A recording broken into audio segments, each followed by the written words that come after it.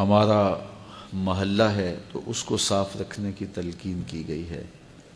ہماری گلیاں، ہمارے بازار، ہمارے شہر، ہماری بستیاں یہ ایک خوبصورت منظر پیش کر رہی ہوں، صفائی ستھرائی اور پاکیزگی اور طہارت کا ایک مرقع دکھائی دے۔ آج بہت سارے لوگ اپنے گھر کو تو صاف رکھ لیتے ہیں، لباس بھی دھلے ہوئے، ستھرے اور اجلے ہوئے پہنتے ہیں، لیکن گلی محلے میں گندگی اور غلاظت پڑی ہوتی ہے۔ اپنے گھر کا کوڑا پکڑ کے ہمسایوں کے دروازے کے آگے پھینک دیتے ہیں۔ ہماری گلی کے اندر کوئی خالی جگہ ہو تو سارا کوڑا ہم وہاں پھینک دیتے ہیں، حالانکہ اس کا تعفن، اس سے پھیلنے والی بیماریاں، اس سے اٹھنے والی بدبو کے ببھوکے ہمیں ہی تکلیف دیں گے، ہماری ہی بیماریوں کا سبب بنیں گے اور ہماری ہی نسلوں کی بربادی کا ذریعہ بنیں گے۔ لیکن ہم یہ سمجھے کہ ہم نے اس گندگی کو، غلاظت کو، اس کوڑے کو اپنے گھر سے نکال دیا، لیکن ہم نے جہاں پھینکا ہے اس کوڑے کے اثرات ہمارے گھر ہی پہنچ رہے ہیں۔ تو کتنا اچھا ہوتا کہ ہم اپنے محلے کو، اپنی گلی کو صاف رکھ پاتے۔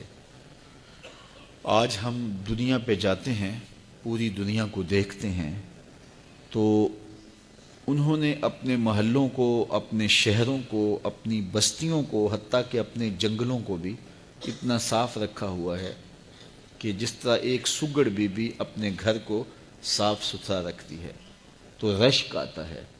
تو پھر ہم اپنا ماضی دیکھتے ہیں اور ان کا ماضی دیکھتے ہیں تو افسوس ہوتا ہے۔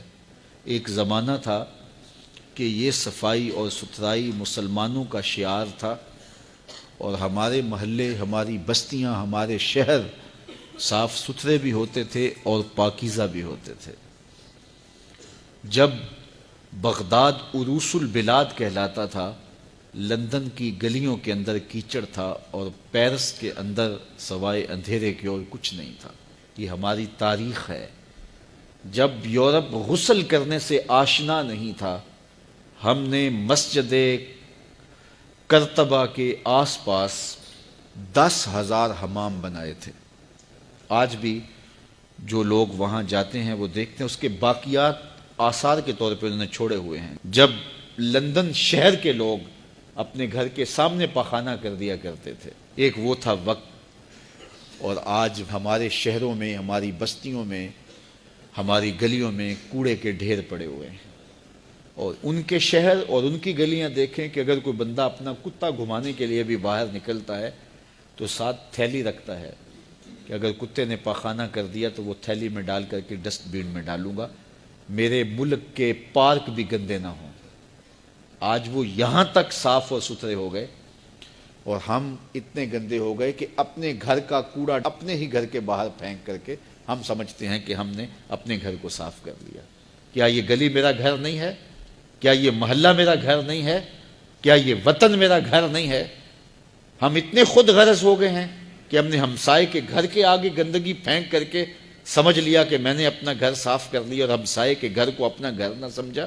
محلے میں کوئی ایک پلاٹ خالی تھا تو ساری غلاظتیں اس پلاٹ میں ڈال دیں، اور جب بارش پڑی تو ہوا کے دوش پہ جراثیم ہمارے گھروں میں پہنچے، غلاظتیں پھیلی، گندگیاں پھیلی، زندگی جیرن ہوئی، لیکن ہم مطمئن تھے کہ ہم نے اپنے گھر کا کوڑا باہر گلی میں پھینک دیا۔ یہ ہمارا دین ہے، ہمیں یہ چیز سکھائی گئی ہے کہ ہم اپنے ماحول کو صاف رکھیں، ہمسائے کو تکلیف نہ دیں، اپنے اطراف کے ماحول کو دیکھیں، تو اس کا ہم اہتمام کریں۔ ہمیں مل کے محلے کے اندر چھوٹی چھوٹی انجمنیں بنانی چاہیے۔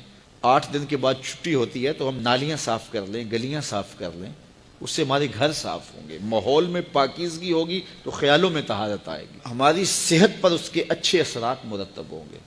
اس وقت ایک رپورٹ کے مطابق پاکستان کے اندر کتنے لوگ ہیں کہ جو ماحولیاتی آلودگی کی وجہ سے بیماریوں کا شکار ہوتے ہیں، اور اگر اس پہ کنٹرول نہ کیا گیا تو آنے والے دور میں یہ بیماریاں اور زیادہ بڑھ جائیں گی، اور غریب آدمی زیادہ طور پہ ان بیماریوں کا شکار ہوتے ہیں، کیونکہ امیر لوگوں نے تو بستیاں الگ بنا لی ہیں، ان کے تو محلے الگ ہیں، تو وہاں ماحول کچھ اور طرح کا ہے اور غریب بستیوں کے اندر ماحول اور طرح کا ہے۔ تو کیا غریب مل کر کے ہم آپس میں بانٹ کر کے کام نہیں اپنے ذمہ لے سکتے؟ اور ایک اچھا اور ستھرا اور پاکیزہ ماحول ترتیب نہیں دے سکتے، اور ہم اگر پیسہ خرچ نہیں کر سکتے تو اپنے ہاتھ سے 8 دن کے بعد ہم تفصیلی اپنے محلے کی، اپنی گلی کی صفائی کر لیں تو اس سے کتنا ستھرا اور پاکیزہ ماحول ترتیب پائے گا۔ لیکن ہم تھڑیوں کے اوپر بیٹھ کے گپے ہانک لیں گے، یہ کچھ نہیں کریں گے۔ تو یہ ہمیں دیکھنا چاہیے، اس پہ غور کرنا چاہیے، یہ ہمارے اسلام نے ہمیں دیا ہے، اور دین طہارت کا نام ہے، یہ دین پاکیزگی کا نام ہے۔